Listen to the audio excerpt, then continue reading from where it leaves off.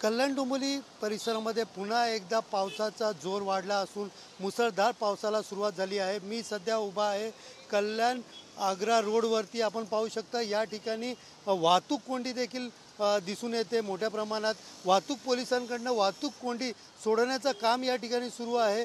सकाळपासूनच पावसाची संततधार सुरू असून अधूनमधून पावसाचा जोर वाढत असल्याने सकल भागात पाणी साचत होते। मात्र पावसाचा जोर कमी झाल्यावरती पाण्याचा निचरा देखील होत होता। मात्र 1 तासापासून कल्याण डोंबिवलीमध्ये आता मुसळधार पावसाला सुरुवात झालेली आहे। अशाच प्रकारे पावसाचा जोर राहिला तर सायंकाळी सकल भागामध्ये अनेक ठिकाणी मोठ्या प्रमाणात पाणी साचण्याची शक्यता वर्तवली जात आहे।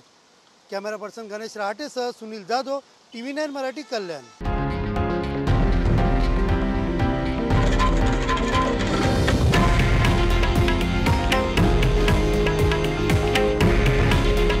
हे आहे देशातील नंबर 1 न्यूज नेटवर्क आणि आपण पाहत आहात TV9 मराठी।